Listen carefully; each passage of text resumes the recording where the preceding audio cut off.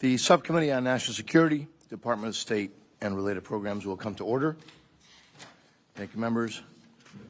Good morning, Ambassador Waltz, members of the subcommittee, and others who have joined us today for this critically important field hearing on accountability and reform at the United Nations.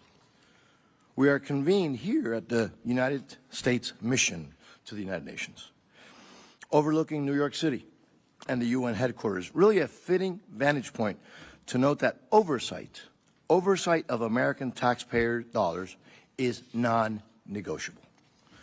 Over the last 3 fiscal years, this subcommittee has reduced total spending under our purview by 22%. This includes the largest cut in the recent enacted fiscal year 2026 NSRP Appropriations Act, which actually slashed 16% by getting rid of inefficient and ineffective programs and refocusing funding on programs that are in the direct national security interest of the United States. Funding for the United Nations was not exempt from this very needed review, which resulted in a double-digit cuts and stronger requirements that demand accountability and reform on behalf of the American taxpayer. This hearing today, it's really an opportunity to discuss these measures that go hand in hand with the really outstanding work that Ambassador Waltz and his team have just begun to undertake with really, frankly, notable results. That's what this subcommittee and taxpayers will continue to demand. We demand results. As President Trump said, the United Nations has great potential. But the President also noted that the UN has not come remotely close to living up to that potential. Anyone who has followed this subcommittee in recent years knows, well, that I could not agree more. Too often, the UN is in direct odds with the with America's interests and makes a mockery of the very things that it claims to support. Look, from Human Rights Council with many of the world's worst offenders, to the World Health Organization's pandering to Communist China during COVID-19 while shutting out Taiwan, to Iran winning a seat on the Commission on the Status of Women while its regime brutalized and murdered women on the streets. Well, fortunately, President Trump and Secretary Rubio are ushering a new era of international accountability, one that demonstrates the glaring inadequacies, unfortunately, of the UN. I believe that the central problem is not the member states, but the UN structure itself. It's embedded in the UN bureaucracy, its reporting practices, its discretionary funding pipelines, and its weak culture of oversight. But for too long, administrations have really relied on UN self-reporting, on vague assurances, and funding without sufficient conditions. That approach has produced a system of increasingly that's totally comfortable with its bloatness and brokenness. So let me be clear. That era is over. As long as I am chairman of this subcommittee, the subcommittee that provides the U.S. contribution to the UN, the status quo will no longer be tolerated. The American people have every right to expect that institutions funded with their tax dollars will support United States security, respect our allies, and operate with transparency and accountability. Too often, that is not what we see. The enacted fiscal year 2026 NSRP law begins to change that substantially. This subcommittee worked awfully hard to secure tools that match the scale of the problem. The law cuts funding to unaccountable UN bodies and other international organizations. It strengthens withholdings until entities meet standards on oversight, eliminating anti-Israel bias and anti-Semitism, aid diversion reporting, and terrorist vetting. It shifts key accountability triggers away from UN self-reporting and towards determinations by the Secretary of State of the United States. It strengthens Inspectors General and GAO oversight access. It bars funding for UNRWA and the Commission of Inquiry against Israel. And it provides additional leverage tied to member state conduct, including voting patterns at the UN and the treatment of Taiwan. In short, Congress has now provided meaningful leverage. And here's the issue. There is no question, absolutely no question in my mind, that this administration, with this ambassador before us today, will use it to the full extent possible. Ambassador, I support an approach that treats United States funding as leverage, not tribute. That means using our contributions, our position, and our voice to press for measurable reform in budget discipline, bureaucracy, political bias, and internal oversight. As the landscape of world power is changing under President Trump's bold leadership, regimes that are hell-bent on the destruction of freedom and basic human dignity, they're on notice now. From Tehran to Caracas, Havana to Moscow, the message is getting through that the old assumptions of impunity will no longer hold. But sadly, we have not had a UN Secretariat that has been a consistent advocate for freedom and human rights in decades. The current UN leadership, like its predecessors, is not living up to its job description, let alone the promise of the UN Charter to promote peace and security. Actually, it's a shameful record on issues like on Iran and on Gaza that make it clear that they're not living up to their promise, their commitments. You know, the UN Charter speaks of peace and security, but institutions do not earn credibility by repeating their mission statements. They earn it. They earn it through conduct, through transparency, through neutrality, and demonstrated reform. This is the exception, unfortunately. It's a huge challenge. It's a huge challenge, and it will be a difficult undertaking. Luckily, we have one of our nation's best, brightest, and most tenacious individuals as Ambassador Waltz, again, to get this difficult job done. And yes, it takes a Floridian. Ambassador, thank you for your continued service to our country. You have spent your entire adult life honorably serving this great country of ours. And thank you for your willingness to host the subcommittee here today. I look forward to hearing how you intend to use the leverage that this subcommittee provided, as well as other efforts underway to press for accountability and reform and meaningful results at the United Nations. It's now my privilege to turn to another remarkable Floridian, the ranking member of the full committee of the subcommittee, Congresswoman Frankel. You're recognized. Thank you. Thank you. I have to say this is an amazing place to be. And thank you. I think these are mostly people who work here, but thank you for your work. Mr. Chairman, thank you for calling us together here. I'm Lois Frankel, and I also am from Florida. And we have a good bipartisan showing here. You will see, we happen to be very good friends, but I take a little softer, more grandmother approach, common sense approach to problems. So we respectfully agree on a lot of things and respectfully disagree on things. Mr. Waltz, Ambassador Waltz, I should say, also my friend. I don't want to embarrass you, or I don't want you to lose your reputation, but we worked very closely in Congress on girls' education. That's how we bonded. On the Women, Peace, and Security Caucus, which we founded together, and I also am very proud of your assignment. and thank you for your hospitality yesterday at the UN. I grew up, I was a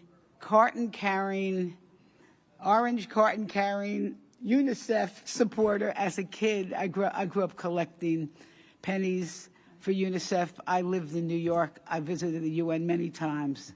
So it's really been part of my life history. And to me, it remains a unique forum, one of few places where countries from every region come together to address shared challenges. And Ambassador Waltz, I'm going to quote you. You said, one place in the world where everyone comes together to talk. And while there's always room for improvement, it's important to recognize that the United Nations plays a vital role in advancing global stability and supporting U.S. foreign policy priorities. And we've heard a lot, and I know we'll hear more about reform and accountability, which is essential to ensuring the UN operates effectively and responsibly. But more importantly, for many of us, sustained engagement is what is so important. We are going to be most effective when we lead, working with partners, impacting decisions-making, and reinforcing shared values. The negative rhetoric and reducing financial support may have unintended consequences, and I hope we can actually turn that around into a mission success. And I want to use an example. I got to meet Ambassador Bartow last night. Really, it was a pleasure to meet you and talk to you. He's the ambassador for reform. I think that's right. But one of the things we talked about was combating anti-Israel bias, which really anti-Semitism is just, it's all over. It's horrendous now. And I just want to say that if we walked away from the UN, who is left at the table to change the culture or this anti-bias? And I could give you, I'm sure, hundreds of more examples. Continued United States participation and investment will help ensure that our priorities, transparency, accountability, and democratic values remain central to the work of the UN system. And that includes support for agencies that deliver tangible results on the ground, for example, providing life-saving assistance to children, delivering vaccines, improving nutrition, expanding access to education, and responding to humanitarian crises. These efforts not only save lives, but they contribute to long-term stability and development that's best in our interests. And I know my colleagues have heard me say this so many times, but I have a son who is a United States Marine veteran who was in 2 wars, Mr. Ambassador, Iraq and Afghanistan. I always start to cry when I think about it. Well, he's home safe, but he's going to be the first one to stand up and talk about how important keeping the rest of the world stable is to have to keep our military away. So we have seen new approaches to engagement with the UN entities, including expanded collaboration and humanitarian coordination with mechanisms such as OCHA. And just wanted to add, I hope education gets to be part of that. I know, I think it was may have been left out of early agreements. And I wanted to say this, and I said with the ambassador sitting, the other ambassador here, because we talked a lot about the reform and efficiency, which I think is very good. But to me, the priority is not reducing the budget. To me, I want to find the ways that we can actually increase the budget in the things that accomplish our mission. And that's what we should always have, a mission. We should have goals in mind, what we want to accomplish, and make sure that the efficiency and reform coincides with that. And I want to say that maybe sometimes it works in some situations, but transactional foreign policy to me is bullying, and it is not the way to go. All right, that's maybe where we'll disagree on some things. The challenges we face today: conflict, public health threats, displacement, emerging technologies do not respect borders, and addressing them effectively requires cooperation and sustained leadership. And I'm going to, our ranking member today will be the pit bull on the budget. She does it better than me. You'll hear from her in a minute. But we have had an opportunity, everyone here probably. I've met with many UN partners, and I would be remiss if I did not know concerns about cuts to U.S. funding and delays in payments to the United Nations system. It is just wrong. Predictable and timely contributions are essential to maintaining our credibility, sustaining critical operations, and ensuring that programs from peacekeeping to humanitarian assistance can function effectively. When payments are delayed or reduced, it creates operational challenges, seeds influence to our adversaries, and complicates our ability to advance U.S. priorities. And so, good. As the Trump administration and Mr. Ambassador, as you consider the reforms, it's important to maintain the consistency and reliability that underpin effective leadership. And okay, with that, I'm going to yield. I just ran out of paper. And it's really a pleasure to be here, Mr. Ambassador. Again, I'm wishing you the best on your mission here. And I yield back. Thank you. Before I recognize the distinguished ranking member of the full committee, for the record, I'm not the one who called you a pit bull. All right? So, a pleasure to have Ms. DeLaura, and you're recognized, please. Thank you so much, Mr. Chairman. I don't mind the appellation here. So, but Ambassador, delighted to be here this morning, and nice digs, very, very nice. And I'm sorry I couldn't be with you last evening. And it just on a personal level, when I finished graduate school in international politics, it's where I wanted to come to work, and I came to look for a job at the United Nations. And there is a quota for the number of Americans that can be hired here, and I didn't have the experience that reached to the policy levels, so I couldn't get a job. So I feel as if I've come full circle here and being able to testify here today. Thank you so much. Thank you so much for hosting us today, and for your testimony and for answering our questions, which is critical. The United Nations is the single largest, most effective organization devoted to global peace. It is made up of 193 countries. It represents the vast majority of humanity. Its very existence is evidence of our species' ability to cooperate, to deliberate, to reason, and to resolve our disputes peacefully. It is a body dedicated to the prevention and relief of human suffering. It is a moral institution. And each year, the United Nations provides food for more than 120 million hungry people across more than 120 countries and territories. It extends an open hand to more than 139 million refugees fleeing famine, war, and persecution, and it supplies vaccines for 45% of the world's children, helping to save 3 million lives annually. The United States is responsible for roughly $2 billion in contributions to the United Nations each year. However, we seldom meet this obligation. In fact, in 2025, the Trump administration did not provide a single dollar in payments for the United Nations regular budget, contributing to a financial crisis at the UN, prompting the Secretary General to warn that the institution faces, and I quote, financial collapse, end quote, if member nations remain delinquent in their dues. Earlier this week, the Washington Post reported that the Pentagon is seeking $200 billion in additional funding for President Trump's war in Iran.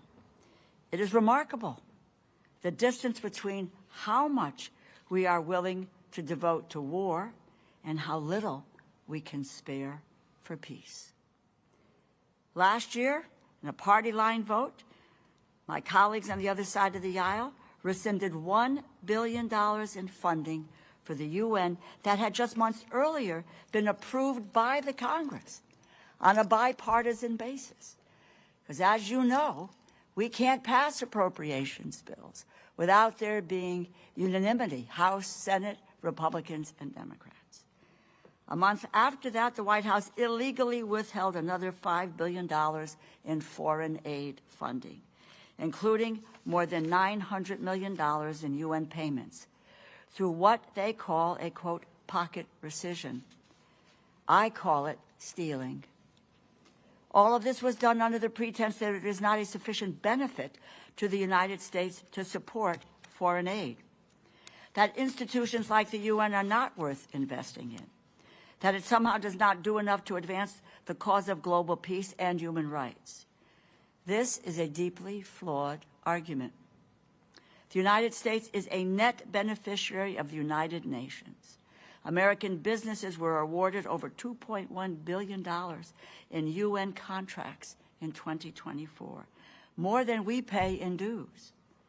Our participation in the United Nations affords us immense influence over international affairs, influence which will undoubtedly be claimed by our adversaries should we choose to forfeit it. So our investment in the UN is an investment in our national security. Lastly, there is a sad hypocrisy to the claim that the United Nations has not been effective enough. This administration has chosen to defund the UN, flout its charter, withdraw from many of its initiatives, and begin an open-ended war, a war of choice. This administration is worsening the problems that it blames the UN for being unable to solve. The United States, when we honor our commitments, when we keep our word to the international community, when we stand by our allies, we stand up to our adversaries, we are all better off. We are all safer. We are more prosperous, and yes, we are more free when organizations like the United Nations have our full support. We have a moral obligation as the most powerful nation in the world to promote peace and stability around the globe. And the United Nations is one of the best venues that we have to advance that goal. Ambassador Waltz, I look forward to your testimony, and I look forward to our opportunity for questions and answers. Mr. Chairman, thank you, and I yield back. Thank you so much. Green Beret, Member of Congress, Florida's favorite son, Ambassador Waltz. As you know, your written statement will be placed in the record. Please feel free to summarize your testimony. You're now recognized, sir. Well, thank you, Mr. Chairman and Ranking Member Frankel. Thank you for traveling to New York. Thank you to the entire committee. I want to particularly thank both your staff and the great team here of civil servants, foreign service officers, and our ambassadors for helping us put this on. Just as an aside, to your point, Mr. Chairman, your presence here, and I want to say this to all the committee members, is helping our arguments. It's helping our case across the street to get a UN that is more focused, that is leaner, that is really going back to its post-World War II roots of making sure a conflict like that, a conflict that had something as horrific as the Holocaust, a world at war, nuclear weapons being used for the first and only time in history, that can never happen again. But it's also sending a message that the Congress is watching closely.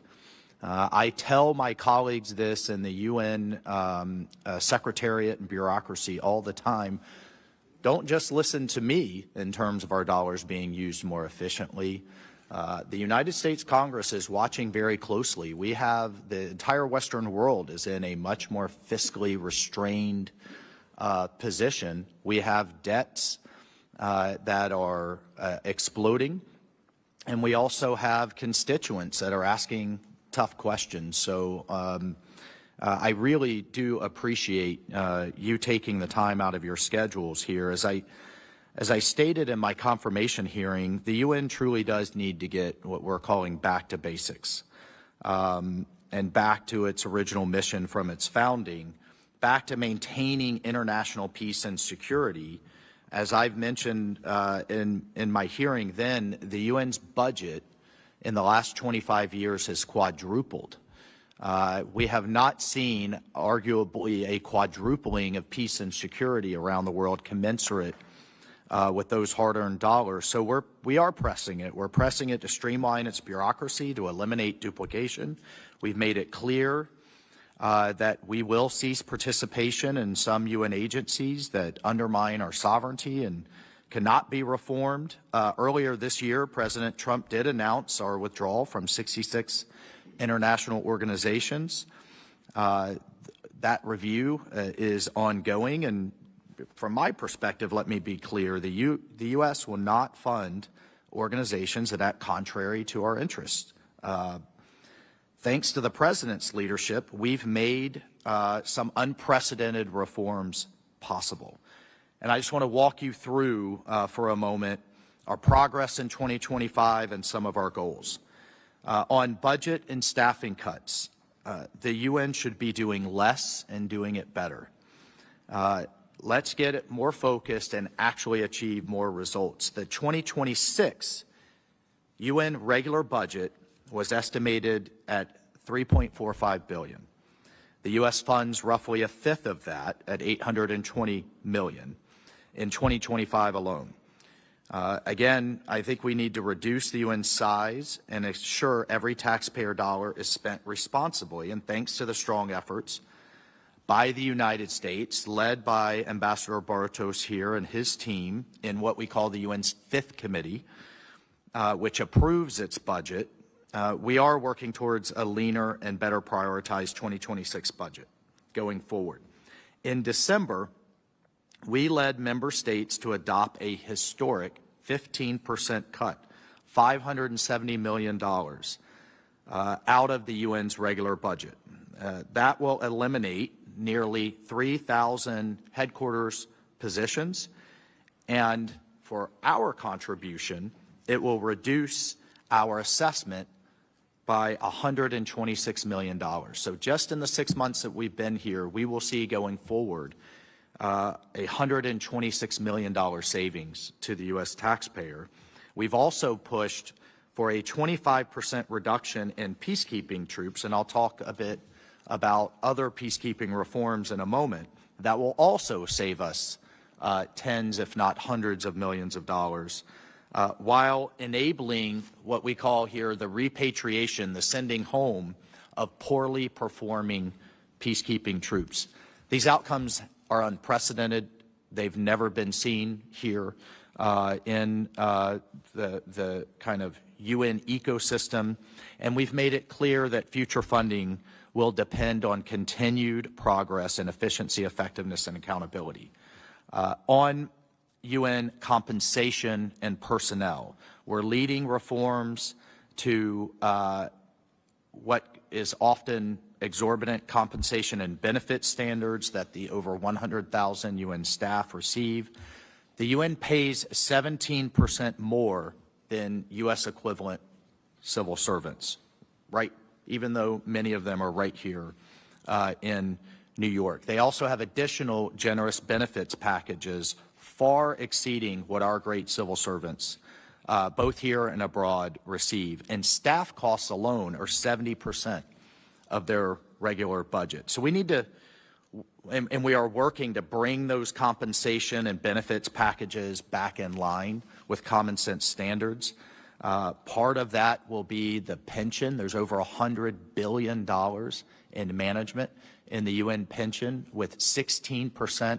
I don't know of an employer or a government out there that contributes 16% to their pension. All of these things we're trying to bring back in line. And there's other reforms. For example, the number of interpreters and translators, ×6 for the 6 UN languages here.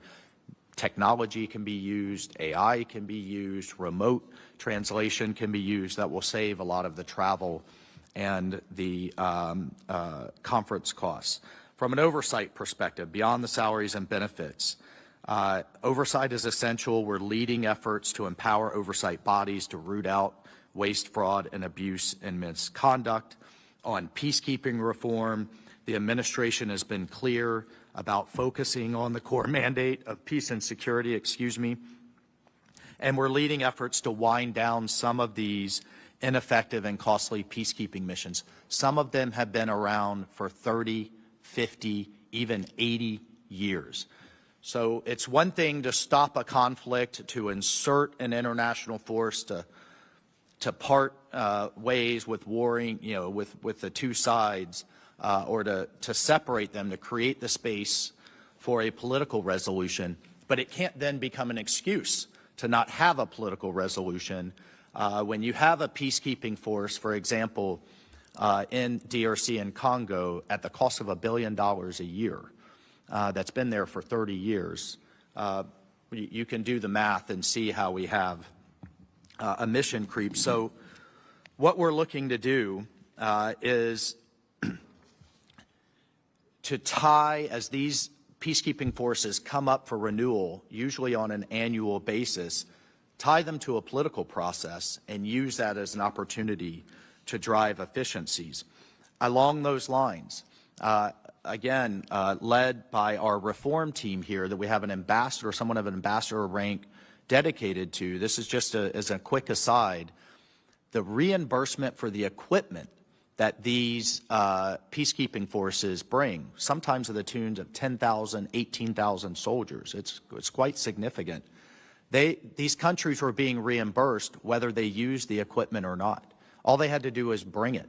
So there was an obvious incentive in place, and we received this feedback from the field to not use the equipment very much, don't have a lot of wear and tear, and the countries would still receive the same level of reimbursement.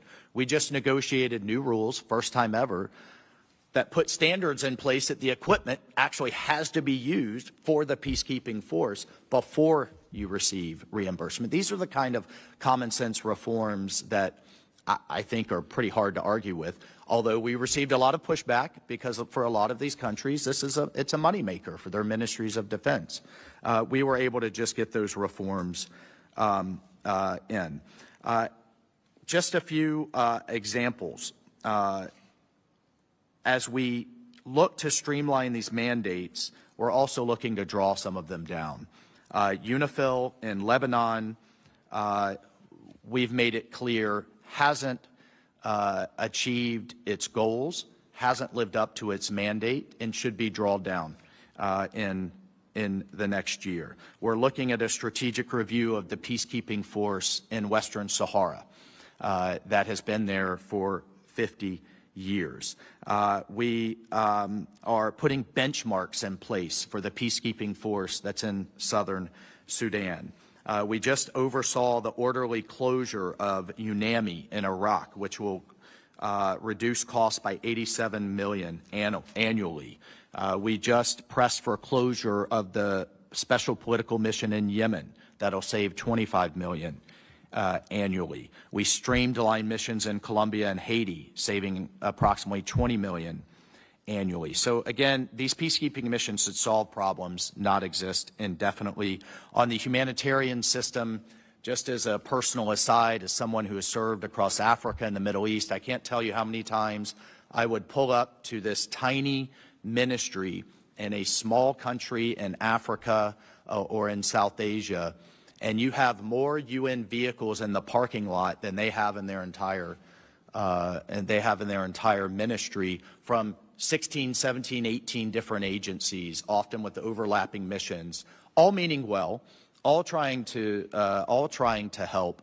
But we've now pulled a lot of our funding that will force these agencies to use the same warehouses, use the same aviation, use the same vehicle fleets, and eliminate a lot of that duplication and waste in their back offices. So moving forward, these reforms have made some significant steps. We have a long way to go, as I'm sure we'll hear about today, to create a more focused, leaner, and effective UN. We are just getting started. We're building on this momentum heading into the next year with both long overdue changes to the UN's compensation system and pension plan, streamlining these peacekeeping missions, halting waste that undermine the effectiveness And we'll work with the UN leadership to align our reform agenda with the Secretary General's, what he calls his UN 80 mandate. We will have a new Secretary General elected this year, and we're having those conversations now with the candidates of what they seek to keep and continue, or what new they seek to put in place. But reform is at the top of our list as we meet with some of these candidates. So this is a critical moment with senior leadership transitions approaching here over this next year.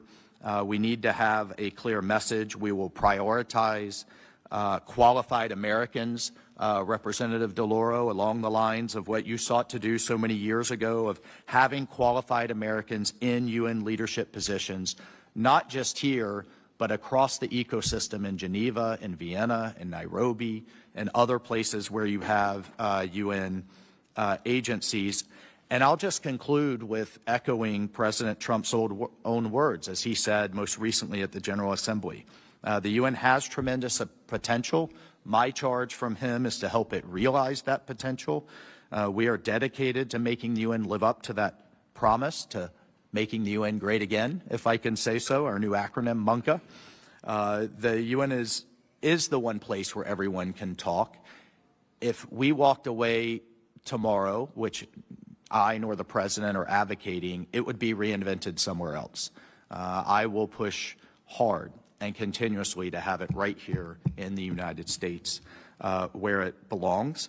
And I look forward to keeping open dialogue with your committee. I thank you for the legislation, Chairman, that you pushed through. It is additional arrows in our quiver to help make the UN great again. Thanks so much. Thank you, Ambassador. Members, I will call on members based on seniority, alternating between each side, as we always do. Each member will have 5 minutes. Let me repeat that. Each member will have 5 minutes for questions and responses, and I anticipate, and again, the ambassador, who's actually very busy right now, but has been very generous, that we should have time for potentially 2 rounds of questions. Ambassador, in my opening remarks, I briefly described the new and strengthened provision on the UN, the fiscal year, NSRP fiscal year 26 bill.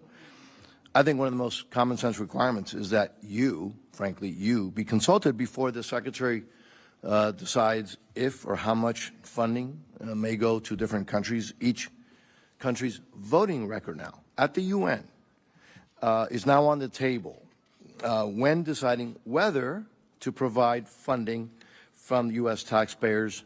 Now, during the short time that you've been here, Ambassador, some progress has already been made in moving countries closer to U.S. positions. We have a long way to go, though. We have a long way to go. Can you describe your efforts on this front? You know, what are the kind of the main obstacles that you run into, and why this tool actually matters, why it can be helpful to you for changing voting behavior at the UN? Again, because job number one is United States national security. So if you could describe a little bit about how that tool is helpful. Is it helpful? Like to hear it. No, thank you. It is helpful, Mr. Chairman. You know, look, there is obviously a line of thinking that you provide humanitarian aid for humanitarian purposes, period. But there is also, I would advocate, that the American taxpayer should know that their dollars, particularly development and other types of aid, are in line with our interests and are being used in line with our strategic goals. And if you look at the correlation with the country, many of the countries who receive the most aid often do not or stand with us the least in some of these international bodies. So I think it is absolutely fair, and I appreciate the efforts of the committee to look at that coalition and at least have that conversation, and certainly to include the U.S. mission to the UN as those decisions are being made down in Washington. So we certainly appreciate that, and we appreciate the effort. On the broader issue, you know, one of the things, and you raised it, the ranking member raised it as well, is the inordinate amount of resolutions that are introduced on Israel. And if you look at the Human Rights Council, there's 171 introduced on Israel compared to 81 on all other nations combined.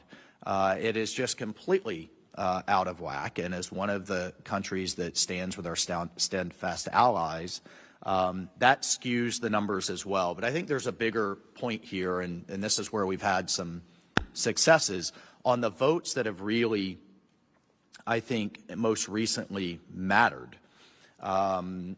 If you look at the president's 20-point peace plan on Gaza, where we finally got the ceasefire that so many people were kind of banging the table for and demanding and asking for, well, we got all of our hostages out, the living and deceased, unfortunately, where humanitarian aid is flowing again at acceptable rates, actually now exceeding the president's standards. We established the Board of Peace. We got that through 13-0. And when we went to countries and said this is critical, so not only they stood with us.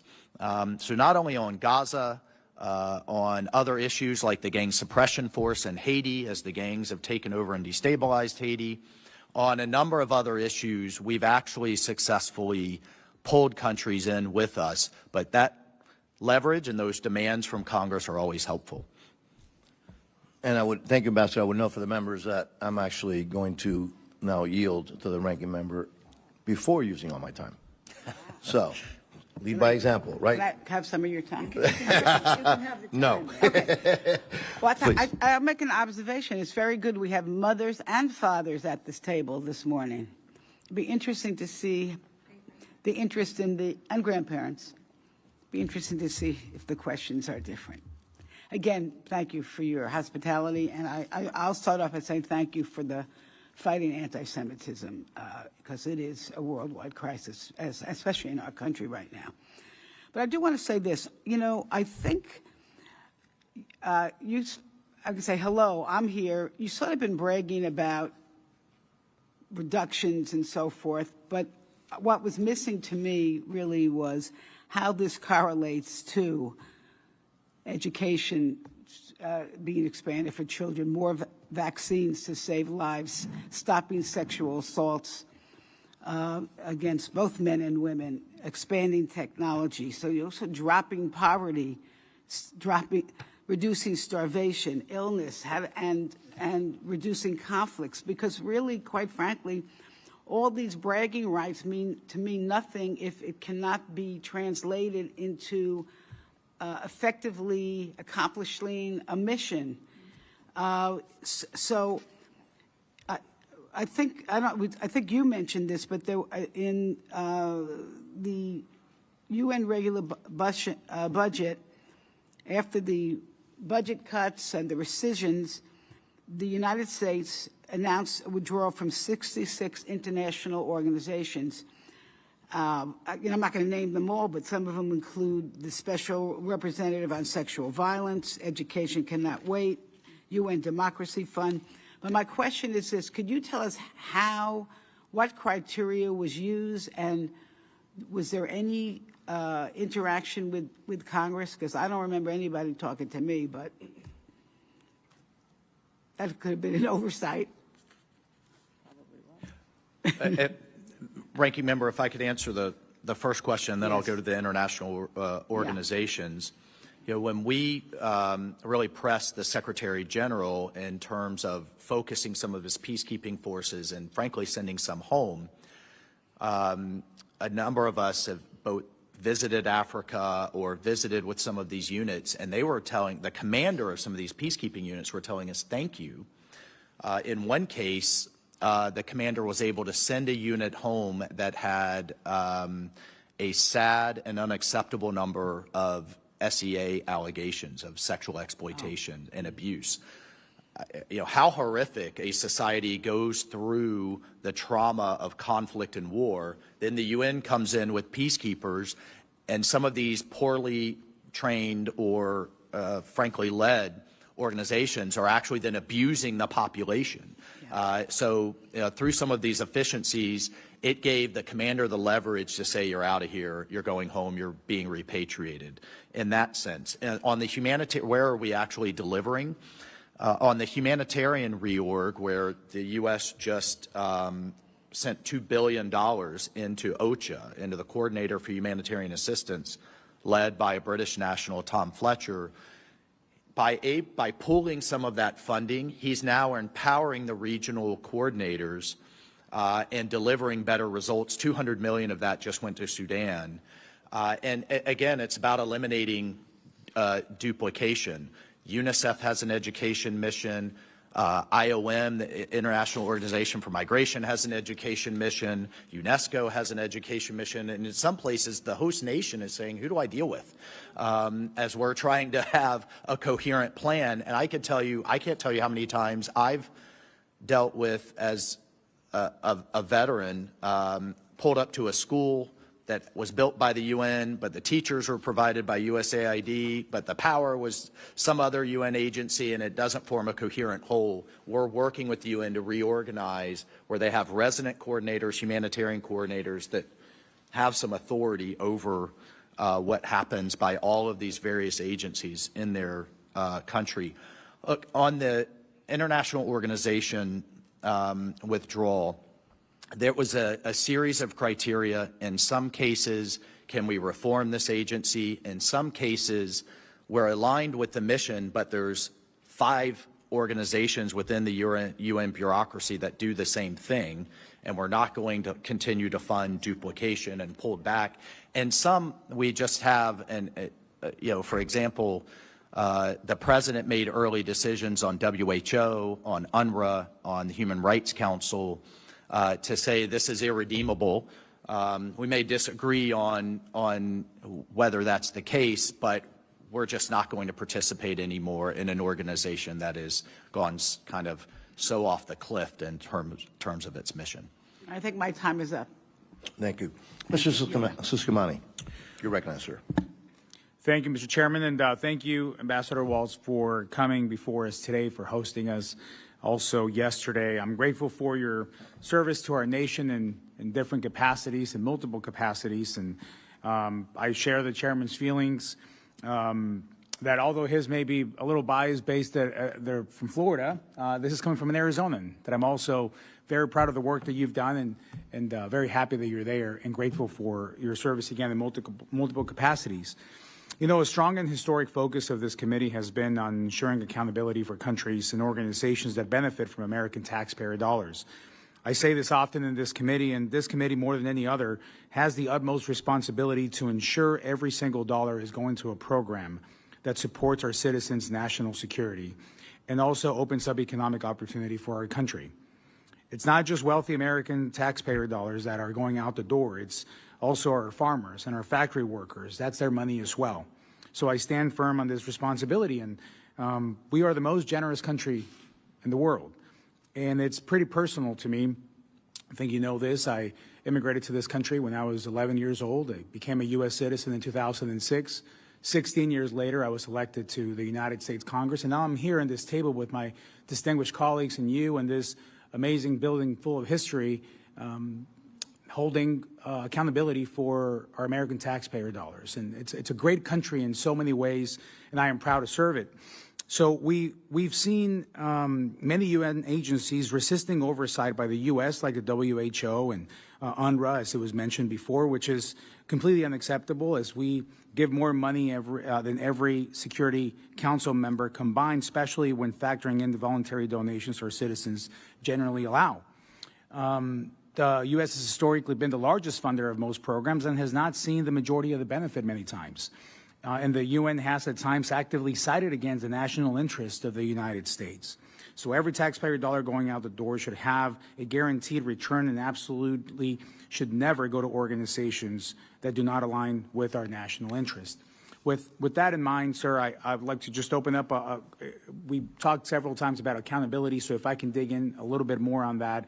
The U.S. remains the largest contributor, like I said. Congress passed a number of reforms that align with the vision that the White House has had for conditioning U.S. foreign aid. What specific accountability reforms from the FY26 appropriations bill advocated by the President and this body as well has the UN begun to implement? And if you can talk about specific metrics that are being used to be able to measure that. Yeah, thank you. A number of these reforms, frankly, we are still pushing in to the system. One of the things we would like to see is a more independent UN Office of Inspector General.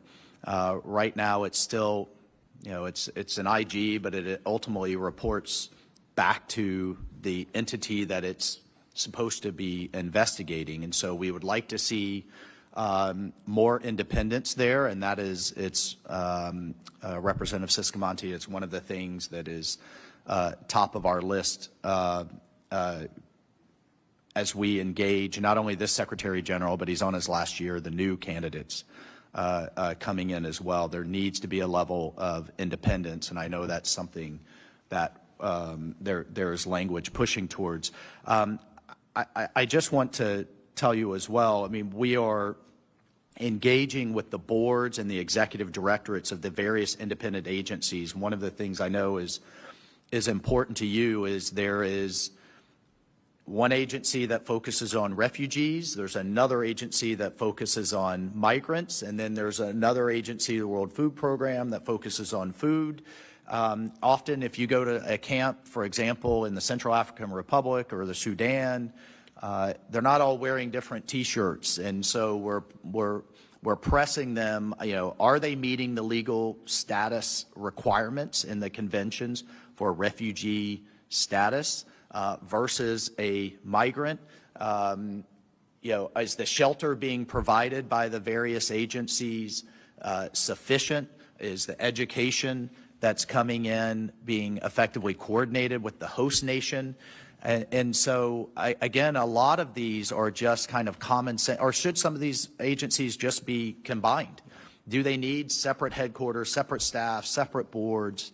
And I think there's a real argument that they should be, but it is just like reforming our own federal government. It's a bit of a grind when you also have to take into the account of the Chinese, the Russians, the Europeans, Africans, and others. Final point. The United States pays in our regular budget more than 180 countries combined.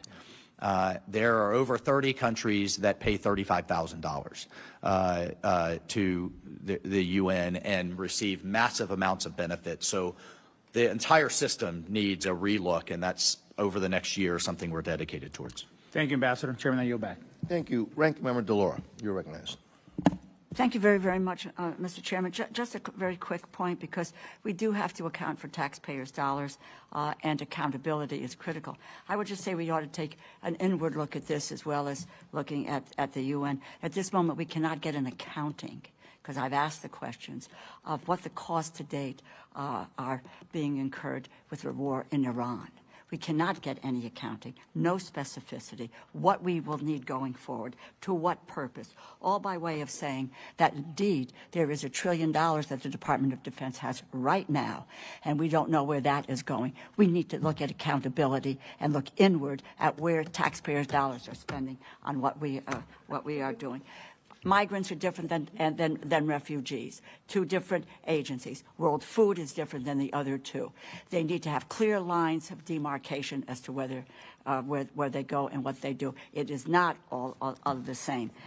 U.S. has been the largest contributor to the UN, a quarter of the budget. I don't disagree that we need to have reform, but we're not investing and continued U.S. support to maintain that leverage to secure reforms.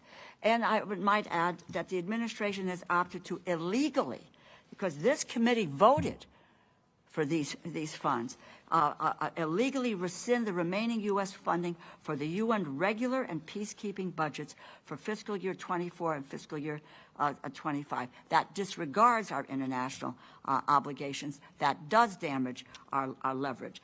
How does starving the UN of resources from a largest contributor force institution-wide budget cuts, advance the goal of achieving reform. I need to ask you, Ambassador, what is it going to take, and what is the U.S. plan to provide the funds that were appropriated in 2026 to the UN? I just would make this additional point. When we don't keep our promises, and then we have others, adversaries who step in. China's paid, fully paid its dues. And what they are saying is you can't take the United States seriously. We're called unreliable, and painting itself, China, as a bastion of global stability. Let me just get the question out on this one so you can answer them all at once. How do we keep faith with our partners, particularly with developing countries, and keeping them from pivoting to China? I know you care deeply about this issue. And so I think that further isolating the United States puts us in a position of not being able to play on the international stage. And it really poses real threats to our national and economic security. Thank you for the question, Ranking Member DeLauro. Just a few points. One, our current arrears, or at least a significant portion of it, actually started in 2024.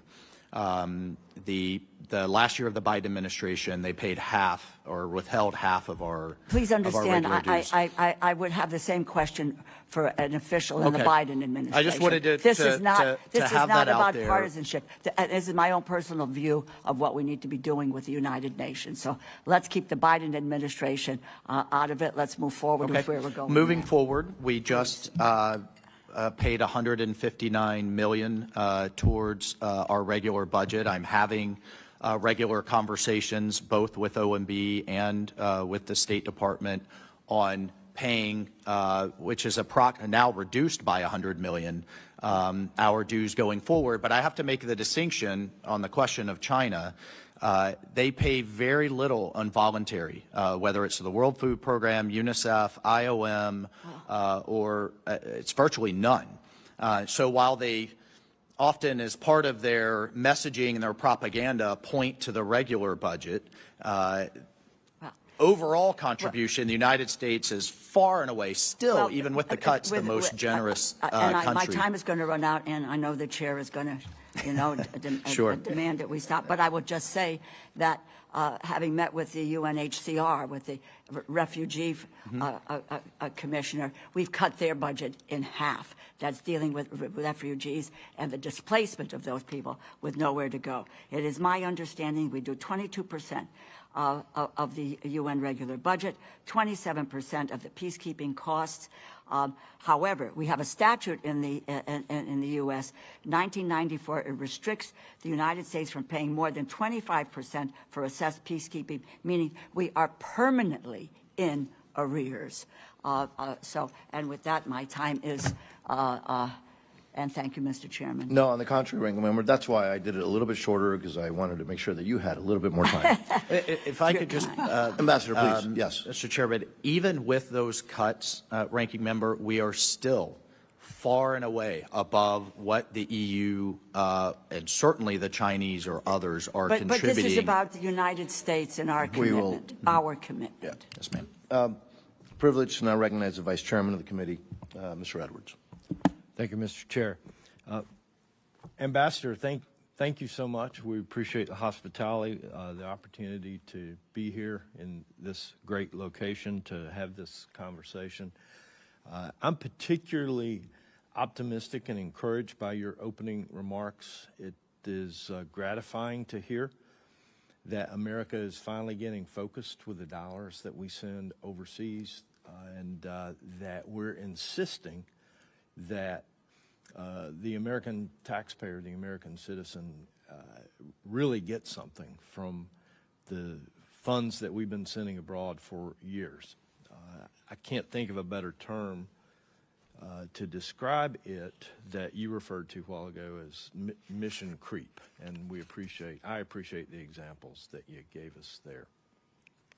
On January 7th this year, President Trump withdrew or canceled about 31 agency programs, and I think you used the number 66 in your opening remarks.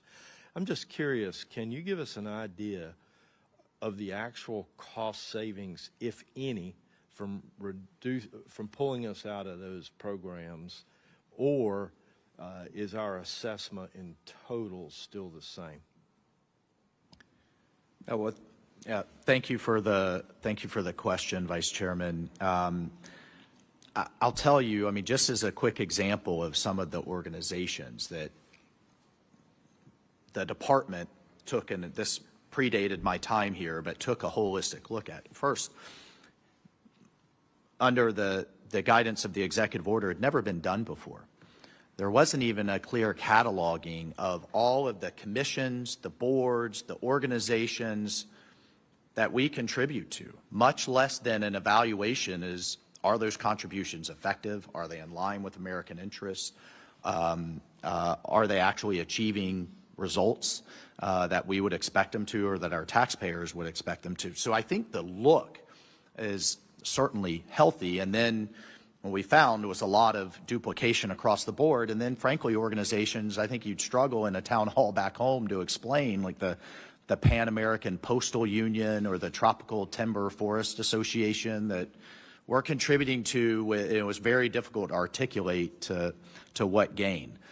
So that was kind of this first tranche that we pulled back from. I'll have to take for the record the total amount, but I can tell you it is going to be significant over time in terms of both contracts and assessed dues. It will result in a reduction, but the exact number I'd have to take for the record and come back to you. Thank you. A follow-up is, and I'm going to jump in the weeds just a bit on some of these programs. A couple really struck me that we would have pulled out for particular reasons. The first is, and I'll ask these together, the Intergovernmental Forum on Mining, Minerals, Metals, and Sustainable Development. Really shocked me that we may have pulled out of that. Maybe there's an idea to reform it and go back. But given the importance now on rare earth minerals, I would think that we would still have an interest in being involved in that. And then the other one that really jumped off of the page was the Office of the Special Representative of the Secretary General for Children in Armed Conflict.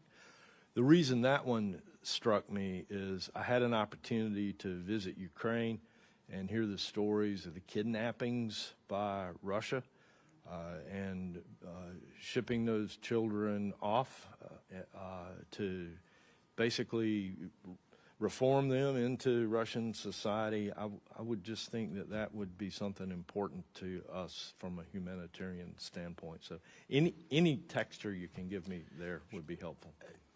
So for the individual decisions on individual organizations, I'll take for the record it was done last year before I was confirmed. However, I want to make a broader point here, and I think it's a really important one. The decision whether to stay engaged in an organization doesn't necessarily reflect the importance of the issue. Of course, critical minerals and mining are absolutely important. I worked on it as a member of Congress. These supply chains are critical to our economy. You just saw Secretary Rubio host a global forum at the State Department, at the foreign minister and kind of mining minister level, and sign into various bilateral and even multilateral compacts to ensure we have access to those supply chains.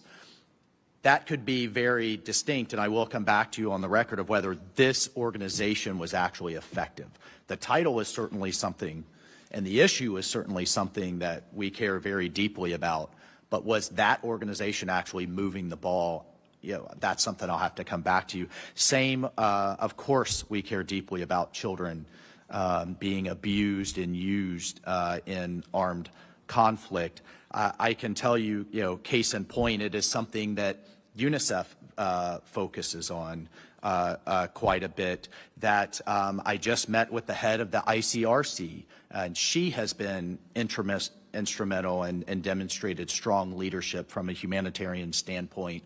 So again, some of the criteria was this a duplicative office? Was it actually, as we looked at some metrics, having an impact? It may not have, and that may have driven the decision to no longer fund it, or to prioritize our funding to these other agencies that were frankly doing a better job. So I wouldn't always equate with our participation in an organization about caring about the issue. And then finally, if you can indulge me for another few seconds, it's also about prioritization. There's organizations like the World Telecommunication Union that is out of Geneva and sets the rules of the road internationally for spectrum, for space, for cables, for telecom, for radio. So sometimes this is about prioritizing, and that we now have an American that is leading and is running for re-election, the World Intellectual Property Organization, critical for our entrepreneurs and patent holders. So I don't want to give the committee the impression this is all about just what we're getting out of. It's also about where, and I think Ranking Member Frankel, we had a conversation, where do we need to invest more? And it's also looking at our limited dollars of where we also need to invest. Is the organization being effective was one of our key criteria. Thank you very much. Thank you. Congresswoman Meng, you're recognized. Thank you, Mr. Chairman and Ranking Member, for hosting this hearing, and welcome to my home state of New York. Thank you, Ambassador Waltz, for being here and for your service to our country. And I'm sorry I couldn't be there last night, but I've heard from my colleagues and your guests what a hospitable person you and your team were, and a meaningful time that they had. It's an honor to be here today at the U.S. mission to the UN. The UN has deep roots in my home district. Before the General Assembly met here in Manhattan, it met first in Queens at Flushing Meadows Corona Park. And for all the criticism the UN receives, fair and unfair, my constituents understand how important this organization is for global security and stability, women's rights, and humanitarian response. I know this administration is saying its approach to the UN is about reform, and I support reform. We all support reform. And there is important work to be done to modernize the UN, decrease inefficiencies, tackle anti-Semitism and anti-Israel bias, and make sure our taxpayer dollars are put to maximum impact. Reform is good, but what's happening now is not that. This administration is withholding from the UN $2.2 billion in dues that it owes. It's threatening the core work of UN agencies. It's underfunding diplomatic and humanitarian efforts at a time when countries are slashing investments in healthcare and education in favor of higher military budgets. A hobbled UN does not make the U.S. stronger. It takes us off the world stage. It's America alone and not America first. I will give you credit, Mr. Ambassador. This administration has shown what can be accomplished by U.S. leadership on the world stage with Security Council Resolution 2803. It's a great example. You helped bring the world together to support this 20-point plan, call for the release of the hostages, address the humanitarian crisis facing Palestinians in Gaza, and reinforce the need to disarm Hamas. So we need a strong UN, and we need U.S. leadership, especially during a time of war. I continue to pray for our service members who are conducting their missions bravely and professionally, and I shed no tears for the brutal Iranian regime. But Congress did not authorize this war. 13 American service members have lost their lives. Hundreds more have been injured. And we still do not have, or Congress does not know, what the strategy is to achieve our goals and avoid a longer war. We need a strategy. And I wanted to follow up in my 2 minutes left with my question following Ranking Member Franco and Vice Chair Edwards about the withdrawal from the 66 international organizations. I just wanted to clarify, were you consulted, and how was the process going forward to withdraw? I know you've talked about the importance of cost savings, but we also have to balance that with the mission of the UN. And if there are redundancies, how are we going about accomplishing the mission? Well, thank you. And I just wanted to note, as a New Yorker, we will be hosting at Lehman College up in the Bronx the UN Security Council on the 80th anniversary of its first meeting, which was actually done up in Lehman College. So one of the things that I've charged the team here is finding ways to continue to integrate with the community here in New York. It's been such a central part of the community here for so long, and you have the entire world here. 193 countries that are within a few blocks in these acres dedicated by the Rockefellers on the issue of on arrears. We have made payments towards those arrears, but I will tell you the last time we saw real reform like we're seeing now was when then Senator Jesse Helms said, you know what, until I see some of these reforms, you're not going to get our hard-earned taxpayer dollars. And he worked with Joe Biden to come to some agreement on then Senator Biden on how to then distribute those funds back in the late 90s. And we got things like an Inspector General's office and other forms of oversight. Ambassador, I only have 10 seconds left. I'm sorry. Excuse me, Mr. Chairman. But yes, I came in, frankly, very late in the process after I was confirmed. A lot of the criteria had been established. The studies had occurred on what these organizations do. I will point out it's 66 out of several hundred that we do contribute to, and did have a voice late in the process, but did have a voice. Okay, and I just wanted to especially highlight offices like Secretary General on Sexual Violence and Conflict, the Secretary General on Violence Against Children. Still want to continue the conversation that it's not just about cost savings and reform, but we need to make sure that if we're not leading, how are we approaching these important issues? If I could just indulge quickly, Mr. Chairman, my understanding is the Bureau for International Organization is coming to brief both your staff and Senate staff in the coming weeks on not only the criteria for this tranche, but the review is ongoing in line with the executive order and how we move forward. Thank you. And the ranking member and I informally discussed that it's okay to give the vice chairman and our host a little bit more time. So, privilege to have on this committee the chairman of the Select Committee on the CCP, Mr. Molinar. You're recognized, sir. Thank you, Mr. Chairman. And Ambassador Waltz, thank you again. I want to echo what others have said. Thank you for your service. It's great to see you again, and we are fortunate to have you in this important role. And appreciate you being here with us today. Under President Trump's leadership and your tenure as ambassador, the United States has begun pushing long overdue reforms to restore accountability within the UN, and your efforts are greatly appreciated. I liked especially what I heard about the back to basics, focusing on international peace and security. As you know, earlier this week, the Select Committee on China recently released a report highlighting growing ways the People's Republic of China is working to expand its influence throughout the United Nations. The report outlines several ways the CCP has tried to expand its influence across the UN system through financial contributions and placing PRC officials at key roles in the UN. I wondered if you could share how the United States is working with allies and partners to maintain transparency and the integrity of UN institutions and to not allow it to be leveraged by countries like China, North Korea, Iran, Russia for their own geopolitical agendas.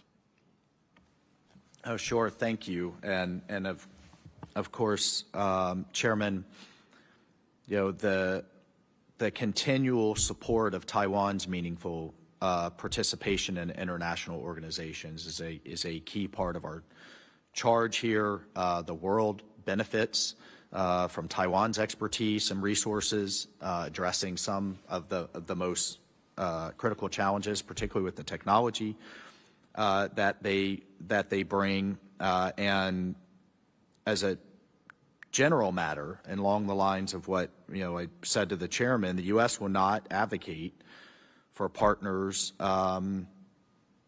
that don't also share this view in terms of their freedoms. The U.S. opposes, for example, China's intentional misuse and mischaracterization of a resolution that was passed by the General Assembly here, 2758, that is part of China's broader efforts to isolate Taiwan from the international community. We pushed back on that, I think, very forcefully and hopefully effectively. I look forward to seeing and reading through your report that the committee has done. I think it was one of the standing legacies of the former speaker to put that committee in place, and appreciate your leadership on it.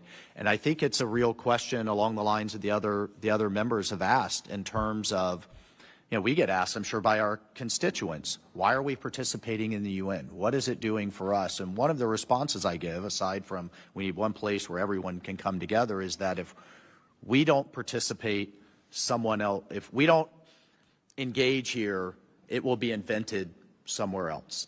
And we have seen the Chinese very aggressively leverage their funding with demands in terms of positions. And I think where we're most engaged are some of these other international organizations that affect our industry, like I mentioned earlier, the International Maritime Organization, the World Telecommunications Union, the Food and Agriculture Organization, the World Intellectual Property Organization, where we are much more, I think, strategically and assertively inserting qualified Americans into key leadership position. Where I think we could do more is at the junior level, even at the intern level, where we've seen the PRC push their nationals at increasingly at scale, and that we could do more on our side.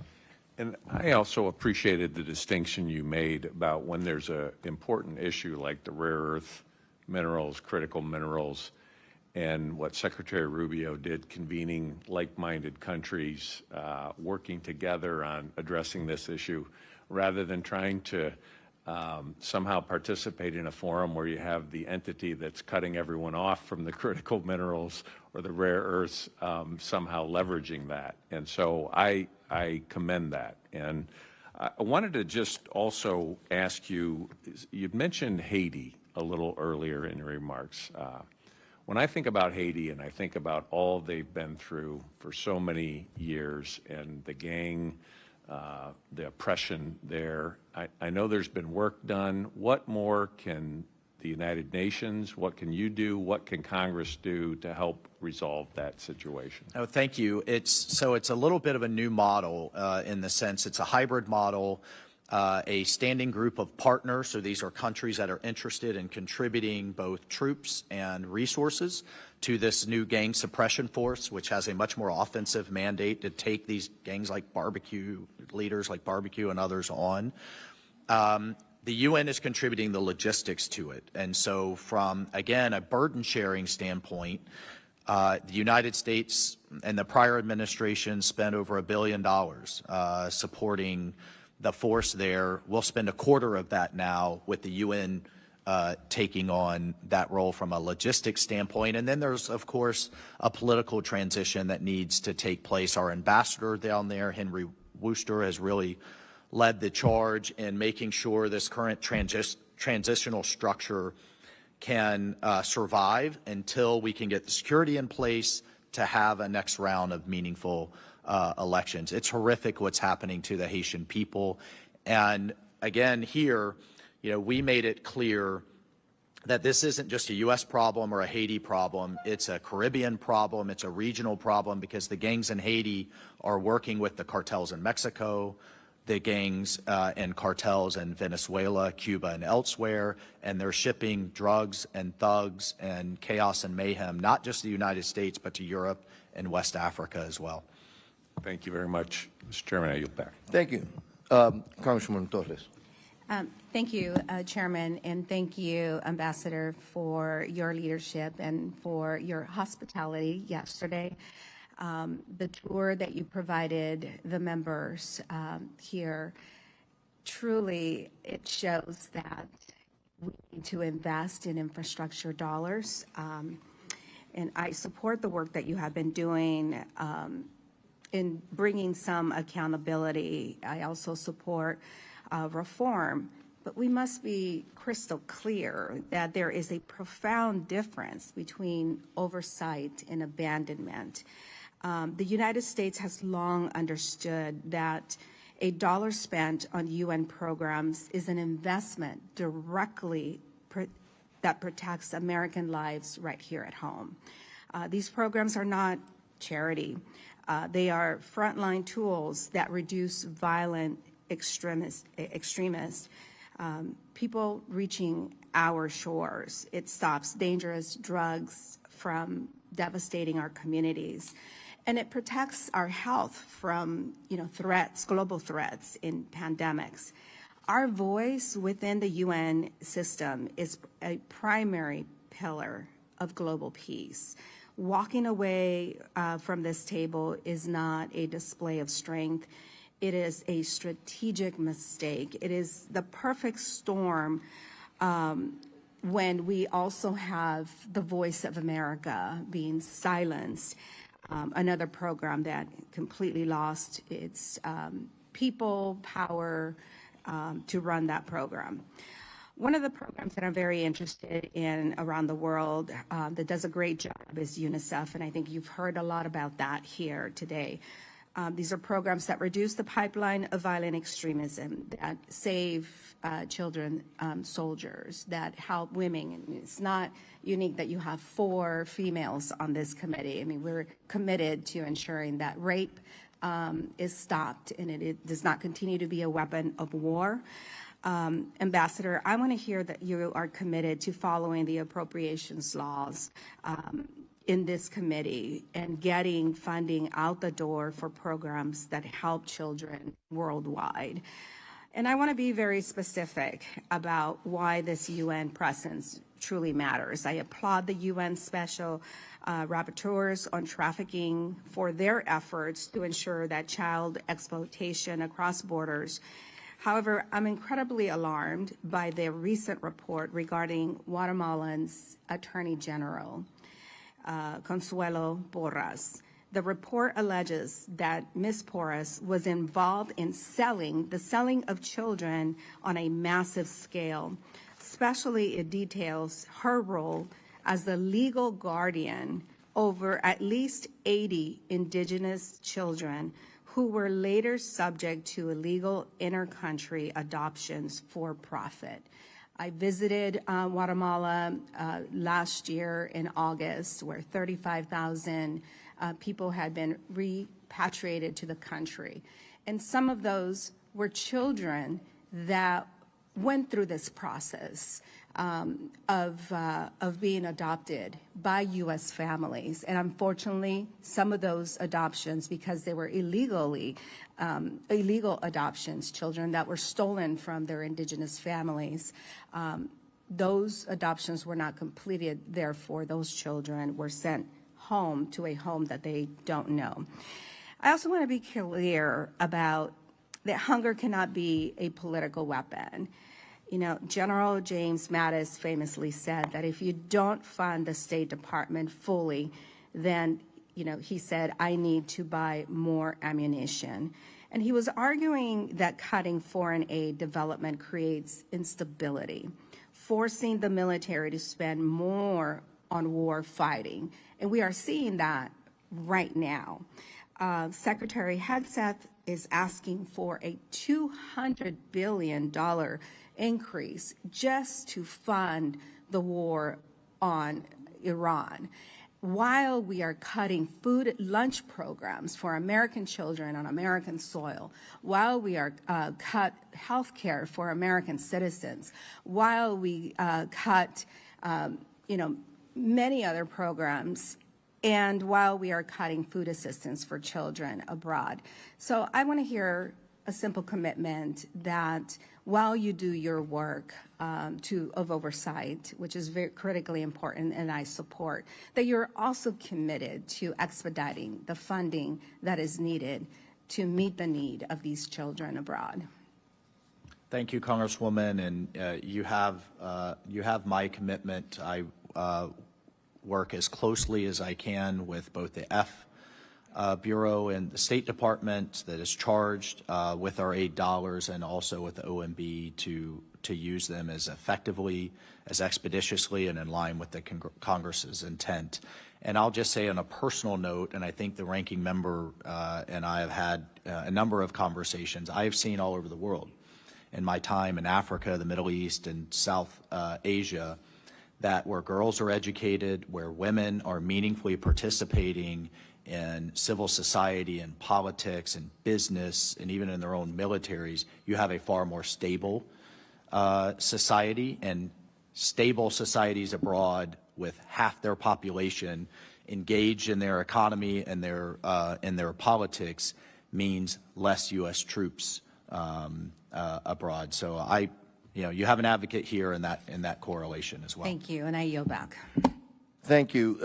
Obviously, I try to be flexible with time, and the ranking member and I always consult. For the next round, we're going to try to do 4 minutes, and appreciate everybody's help on that. Yeah. Well, she says we may be consulted. We consulted. We consulted. No, we're friends. Maybe 4 minutes. That's right. Okay. Ambassador, our bill, which is law, now requires that the Secretary of State to determine whether real accountability and anti-bias measures are in place before all funding can flow. Some will blame member states for the UN's bias and dysfunction. Others say that it's the bureaucracy itself that is just biased and unaccountable. From your experience, from your perspective, how much of this problem is structural inside the UN system itself? Mr. Chairman, I mean, just so I understand you, do you mean the anti-Israel bias? Do you mean just the... Let's start with that. Yeah. I think not to give you a non-answer, it depends. When we look at organizations like the Human Rights Council, where there are 84 of these so-called special rapporteurs, when over 80 of them literally almost on a weekly basis condemn Israel for various actions, but then when you see the Iranian regime literally wholesale at industrial scale massacring its own people to the tune of tens of thousands within days, and they're completely silent, I think it speaks to just an almost, it's difficult to describe the level of bias that's going on and what's behind it. Other organizations, for example, we've talked a lot about UNICEF, World Food Program, and others. We don't see quite that same level of approach. We see much more of a pragmatic approach on getting food and life-saving aid into needy children's mouths as good as possible, and they've been quite open to the reforms and efficiencies that we've asked for. You know, talking about Israel, right? When the UN pushed this famine narrative, which is built, frankly, on the Hamas propaganda, while sidelining actual reliable data from Israel, I mean, I would say that that's pretty clear anti-Israel bias in actual practice. Should that not weigh in on future U.S. funding decisions? Well, it has. Case in point, as Secretary Rubio himself said, UNRWA was completely infiltrated by Hamas. We saw a number of their employees take part in October 7th. One of the things that we're seeking to do, regardless of the debate over the future of UNRWA, we've made the point to the Palestinian Authority and to this new board established with the resolution that established the Board of Peace, the National Committee for the Administration of Gaza, with more technocratic, apolitical Palestinians. You have to bring some of those functions. If you're going to govern, if there's a pathway to them governing, bring in the education, bring in the food distribution and others into an organization and get it out into their organization and get it out of this one, that regardless of the debate around it, is no longer able to deal with both Israel and the international community in an objective way. And so we're not funding it anymore. Right, right. And I appreciate that. And I'm grateful All right. for that leadership. The ranking member. Okay, here we go. Thank you again. So I think there's something that this can be on a bipartisan basis. We recognize the importance of foreign assistance because it means more trading partners. It means we are healthier. It means less conflicts in the world. So that is really, I think, a bipartisan mission on our part. And I just want to emphasize this again, because next time we hear from you, and I know we're going to have a lot of interaction with your team, is tell us how all these reforms mean more life-saving vaccines to children, more children getting educated, less women getting raped in war, less starvation, which results really in less conflicts and more peace around the world. Because I got to tell you, I don't know if I ever told you this, one of the reasons I ran for Congress because I sat as a mother for 8 years waiting for my phone to ring every night when my son was at war. So it's very important to me what you do here. And it was music to my ears, and this is the reason you and I became friends in Congress, is your realization of the importance of opportunity for girls and empowering women, because we know that when women are healthy and educated and have economic opportunities, it's much better for their communities and for our world. So I really want to ask you, what kinds of things are you looking forward to doing, activities that are really going to empower the women of the world? Well, as we're sitting here today, the UN's Commission on the Status of Women is happening across the street, and I have to tell you, on the one hand, we're aligned in the need, if you look for women to thrive in societies and create more healthy and stable societies around the world, which makes us safer and more prosperous here at home. But some of the things these organizations are focused on, I think, frankly, miss the mark. If you look at the number of organizations that still allow for female genital mutilation, if you look at a number of countries that allow for child marriage, that require witnesses to be convicted of rape, those are not the types of things some of these organizations are taking on, and they should be. And our mission here is pushing these organizations to really take these issues on. I just wanted to talk about development for a moment, because I think that's incredibly important as well. This old model of sovereign nations providing taxpayer dollars to aid organizations, to a network of NGOs, I do not believe is sustainable in the long run. If you look at the increase in defense dollars that most European nations have taken, they've done it at the expense of their development and humanitarian aid as they deal with the massive amount of debt in their own sovereign government. So what we're trying to do in a healthy way is to pull in the private sector.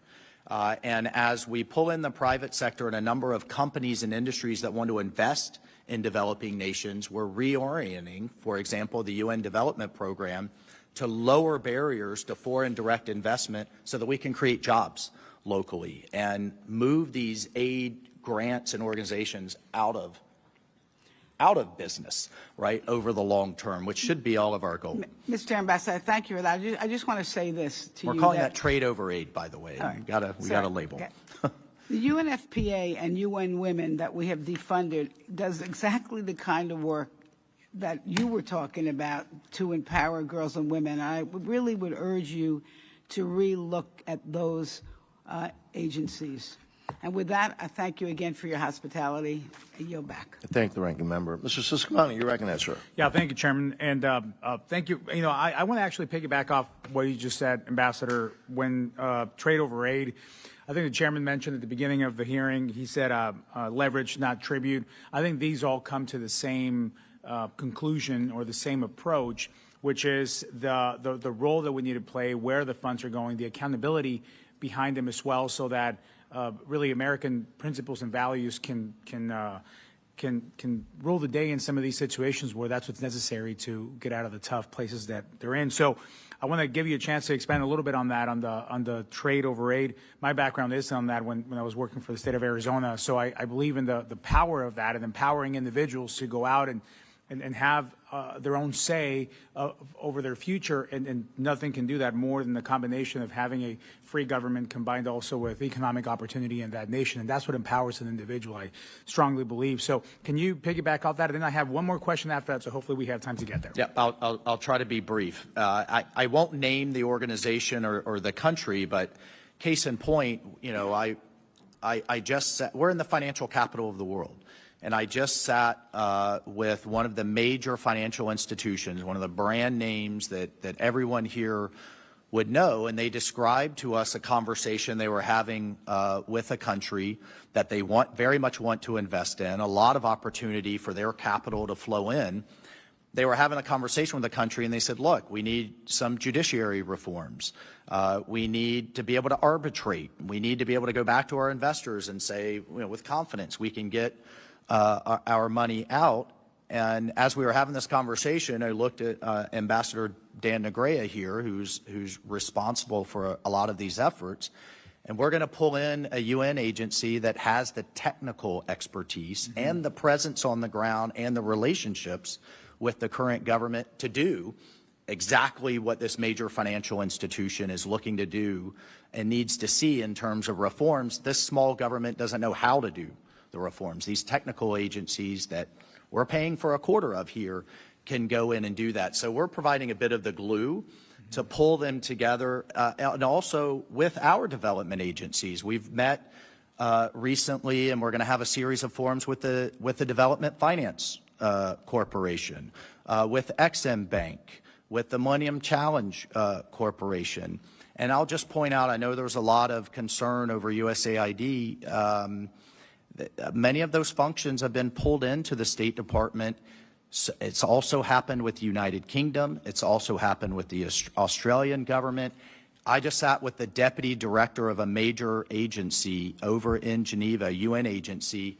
They were thanking us because they told us how many times in their career they would get different guidance from aid than they would from state, than they would from the U.S. military on the ground. So us having a more coherent whole and cooperating with the UN, but where the money is that can really move the needle for some of these mid-level and developing countries is in the private sector. And you'll go to these conferences here and they're nowhere to be found. We can pull those together.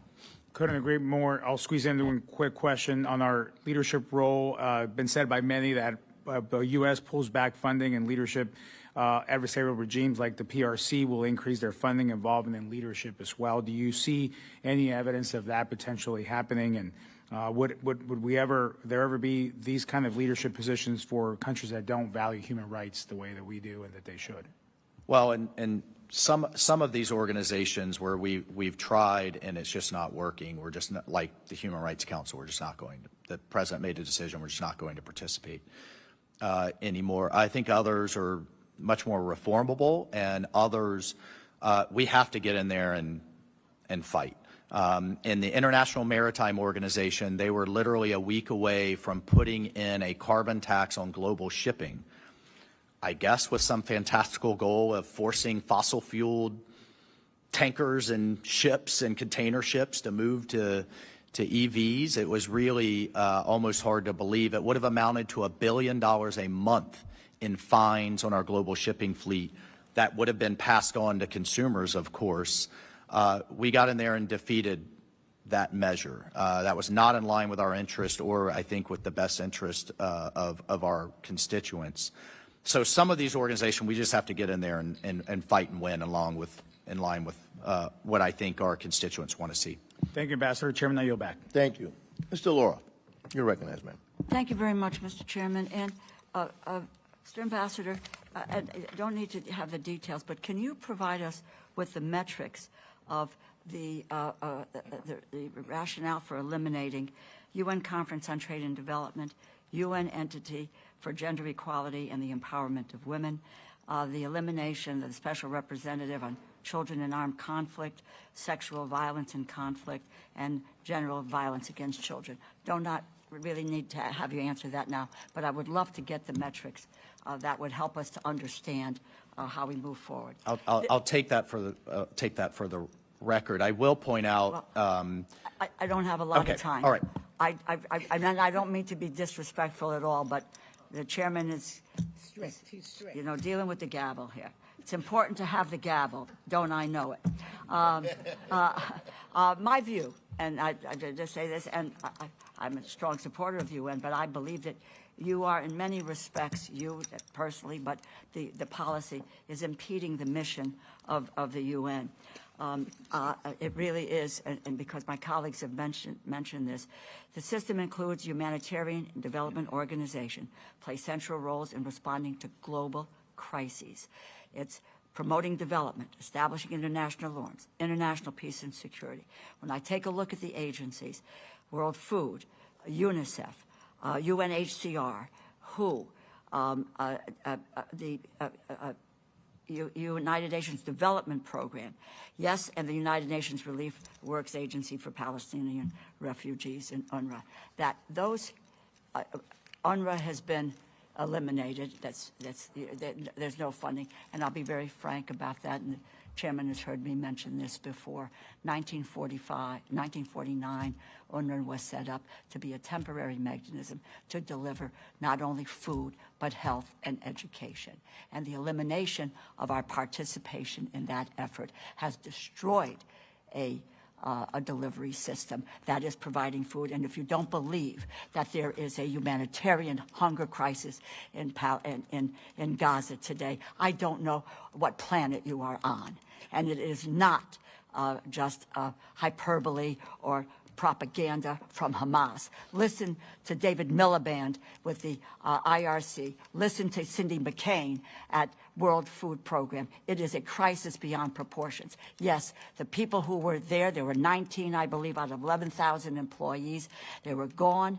I should vet them better, etc. But the delivery system has been cut off, not only to Gaza, but to Jordan and to Lebanon as well. The resources to fully meet this year's assessment that were included, we're appropriators. We appropriated money for 2026. What is the plan, the United States plan, to provide the resources that we appropriated to the United Nations? Thank you for the question, Ranking Member. I will point out, and I say this as a matter of pride, I visited Gaza, I visited our Civil Military Coordination Center, and we have exceeded the number of trucks and the amount of aid it's commercial. For the last 3. It's commercial, mainly No. It's humanitarian as well. I was just as there. A point of pride, I was able to negotiate with the Israeli government and the Jordanian government to reopen the Allenby King Hussein Bridge, to reopen that corridor as well that is providing aid. So we are exceeding. And the only way that happened was a 20-point peace plan, the ceasefire, and the hostages. It is a long way to go. With all due respect, I just returned from Israel. First of all, I wish that we were allowed as members of Congress to go to Gaza. We are not. And that is the combination of the Israeli government and the U.S. government. Others are going in, but we can't go in to see for ourselves what is happening. What came out of the peace plan in terms of the structure that's set up, met with those folks. Impressive. I want that to succeed in every step of the way. And we know that now there's 4,200 trucks that are going. On the other hand, it is the two-tier system of what is dual use, what isn't dual use. It comes off the trucks. It has to be examined again, etc. And the food is not getting. It is not getting to the people. There are some things that have changed, and I welcome that. And as I say, I want this process that came out of the peace plan to succeed. And I met the people who were involved. Our Texas National Guard is there doing one hell of a job. But we need to clearly do more in dealing with that issue. How are the resources? I'm sorry, Mr. Chairman. How are you going to restore the money that we provided to deal with the UN? And what's the plan for that? And let me just, and again, we are very respectful, and obviously these are important issues, but I just want to make sure that everybody has a chance. I get it, but we appropriated the money. This crowd here said yes. Mr. Ambassador, do you think you can try to answer something in 15 seconds, 20 seconds? As I committed to Representative Torres, I'll commit to obviously executing the will of the Congress and the administration. Thank you. Mr. Edwards, you're recognized. Mr. Ambassador, I just can't stress enough how proud I am of the job that you're doing, the refocused approach, and it makes me so much more proud to be an American and part of this committee. I'm not going to ask a question. I'd just like to use a few moments to share an opinion outside of the realm of appropriations. There is a letter circulating. I think eventually you'll get a copy of that with the opinion of many members of Congress, and I wanted to make you aware of that now, of our deep concern regarding the nomination of Dr. Michelle Bachelet to be the next United Nations Secretary General. In her previous roles with the United Nations, High Commissioner for Human Rights, as Executive Director of UN Women, and as President of Chile, Dr. Bachelet has repeatedly prioritized an extreme abortion agenda at the expense of state sovereignty.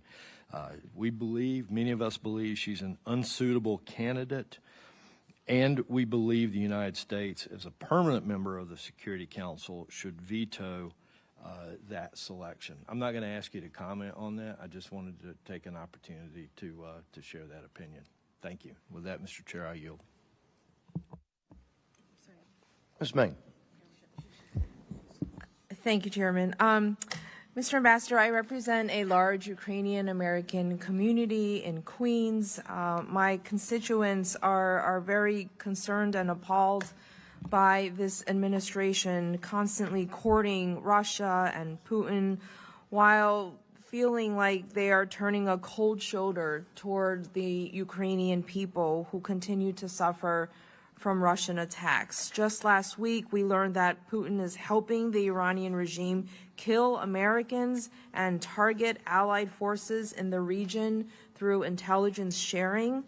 But just recently, on the 4-year anniversary of the illegal Russian invasion of the UN, the U.S. abstained from the General Assembly resolution condemning that invasion, even though our European allies voted for it. That is shameful. This is a resolution that called for a full and unconditional ceasefire and the return of almost 20,000 Ukrainian children kidnapped by Russia. Now the U.S. is asking Ukraine for help to counter Iranian drones, which are damaging our embassies and allies in the war. Ambassador Waltz, could you talk about this and why did the U.S. abstain? Sure. No, thank you. Thank you for the question, and I'll tell you I remain here in close contact with both our European and the Ukrainian ambassador. I also engaged the Russian ambassador as a member of the Security Council with a veto. And in terms of the vote, the president made a shift last year to put the United States in the position to mediate this conflict and to end this war while still maintaining our support for Ukraine's ability to fight for itself. But I will also point out it was this administration that took the action that many argue should have been taken years ago that put sanctions on Russia's largest energy exporter, Rosneft, that also put additional sanctions on Lukoil, its #2 producer, that the prior administration did not do.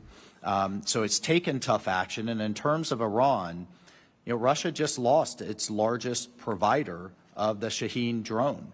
Iran was manufacturing these drones, providing them to Russia. Russia was then using them against Ukraine. And so we've long understood this symbiotic relationship, and that is now in many important ways going to be broken. Yeah, I just wanted to ask about news that I've heard about the lifting of those sanctions because of the oil markets? I don't know if you can Well, address my that. understanding from Secretary Bessent, this is, and also we just had Secretary Chris Wright, Secretary of Energy, here at the UN to talk about energy transition and addition.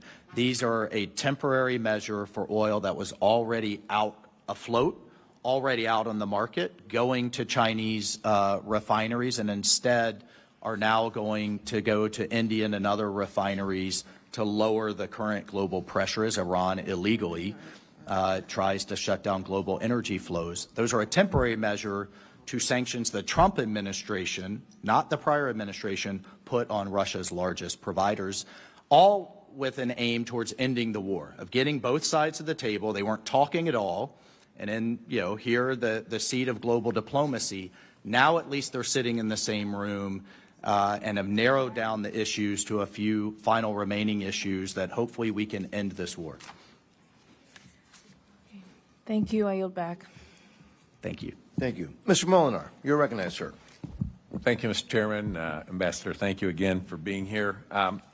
This past week, I had the opportunity to meet with 3 amazing individuals. And what they all had in common is that they were daughters whose loved one was imprisoned by the People's Republic of China. They are Claire Lai. Her father is Jimmy Lai. He's in Hong Kong, spoke out for freedom, democracy, and has been there for 5 years, 80 years old, declining rapidly, health in prison. The other is Grace Jin, and Grace's father, Pastor Ezra Jin, is in China. He recently was put in prison for teaching the Bible, preaching, being the leader of a church there. And the other is, her name is Ziba, and her mother is Dr. Gulshan Abbas, and she has also been in prison. She's Uyghur, and the reason she was imprisoned is because her sister here in the United States was speaking out against the genocide occurring against the Uyghurs in China. And I know President Trump will be meeting with Xi Jinping sometime in the future. I know these issues can be raised at meetings like this, and I would just ask for your help as you speak with others here at the United Nations, and as you're preparing the discussions that will take place, I would ask you to advocate for those families who are suffering because their loved one has been unjustly imprisoned. Oh, thank you. I think the Secretary has been outspoken, in particular on the case of Jimmy Lai. So thank you for meeting with his family. And just as a broader issue, we take very seriously the issue of religious freedom, the freedom of anyone, anywhere to be able to worship.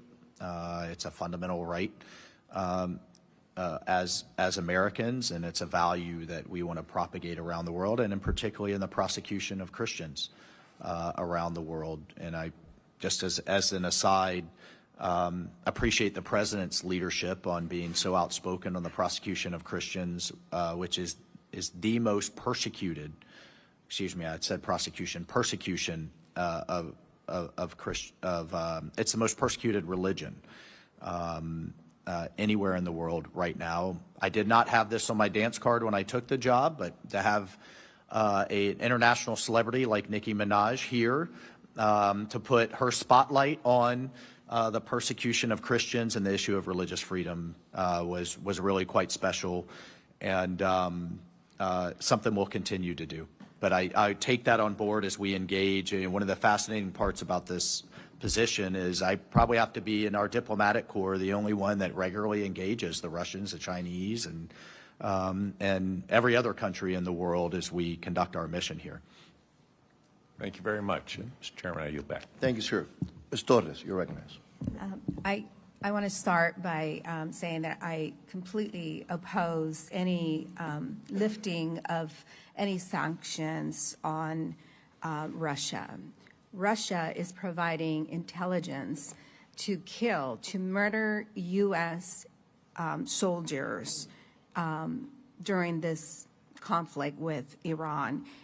I think that we should be clear-eyed about that. They are not our friends, and they should never be allowed to have a place at our table.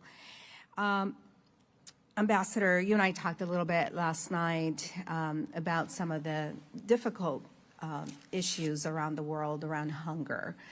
I visited with the chairman. We went to Nigeria last year. I was alarmed to see and to hear from our folks on the ground there that while we have continued to provide some food assistance dollars, we have not funded the delivery of that food. So this is troubling to me because while, you know, we can fund food programs, but if we don't fund the delivery, it makes things very, very complicated.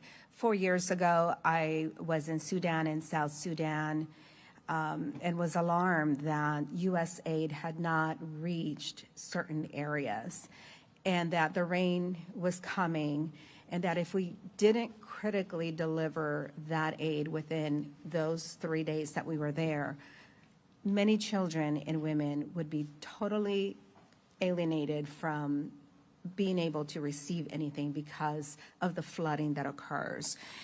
This is not unique to that. In Sierra Leone, I saw a group of women, a handful of women taking care of 120 children that had been left alone. Many of these were toddlers. So U.S. aid is critically needed. And Ambassador, what is the plan to sustain World Food Program operations beyond the commitments that run out at the end of this year? Thank you, and I appreciated our conversation.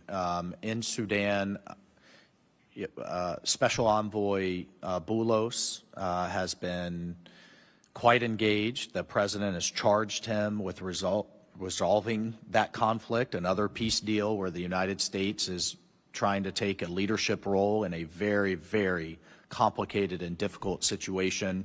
We've reconvened the Quad countries, picking up from an initiative that was started in the last administration.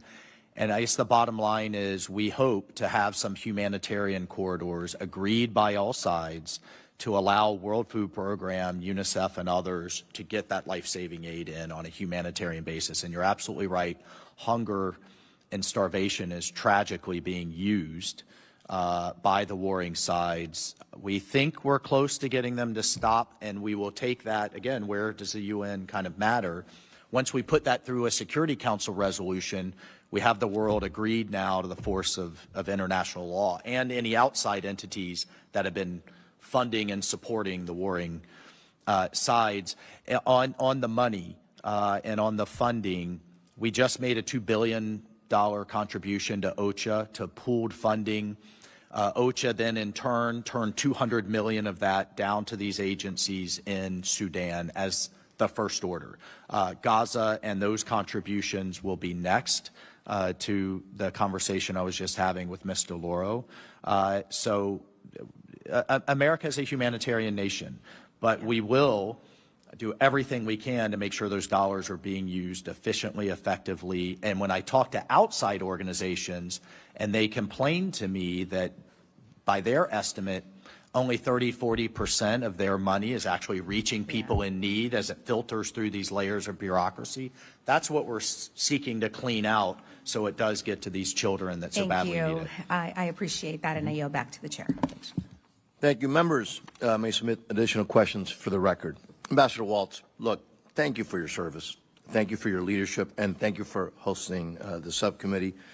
Members, this concludes today's hearing. The Subcommittee on National Security, Department of State, and related programs stands adjourned.